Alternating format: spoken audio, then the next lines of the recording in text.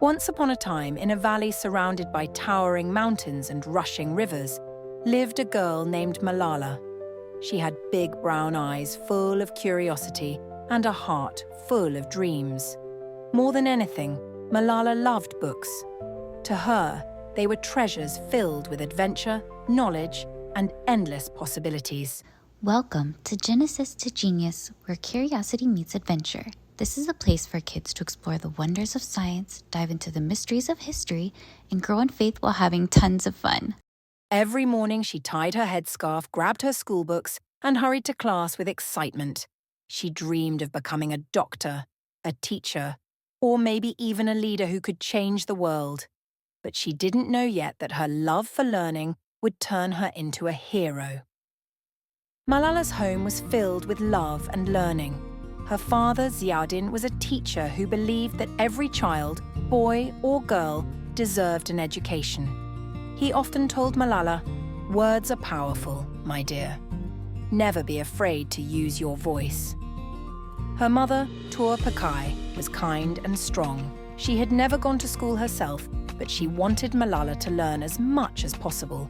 Their home was always buzzing with stories of bravery, justice, and change. Malala soaked in every word, her mind growing sharper with each book she read. But one day everything changed.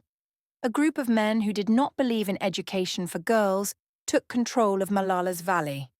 They ordered schools to close and said that girls must stay home. Malala was heartbroken. Learning was her greatest joy. Why should it be taken away? She felt like a bird trapped in a cage, staring at her books with longing. But deep inside, she knew she could not stay silent. She had to do something. Malala decided to be brave. She began writing a secret diary, telling the world about the unfair rules that kept girls from learning. She wrote, "I will not stop learning. I will not give up." Soon her words traveled far, reaching newspapers and television screens. People around the world began to hear her voice. One day she stood in front of a crowd and spoke with courage. "Education is our right. One book, one pen, one teacher, and one student can change the world."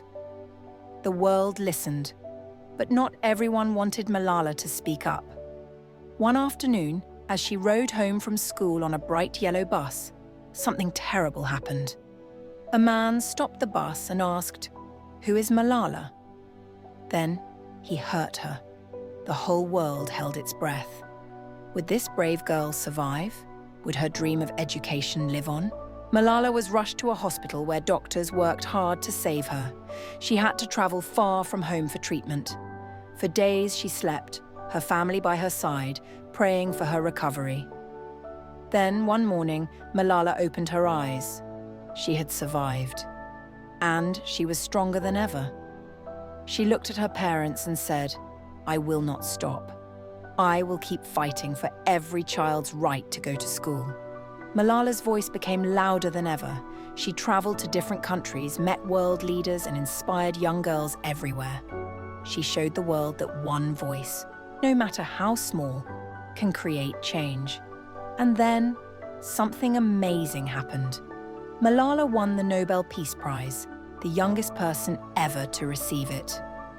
She held the medal in her hands, not for herself, but for every child who dreamed of learning. But Malala's work wasn't done. She started the Malala Fund, helping girls around the world go to school. She kept speaking, writing, and fighting for education. She proved that books are stronger than fear. That knowledge is the most powerful weapon of all.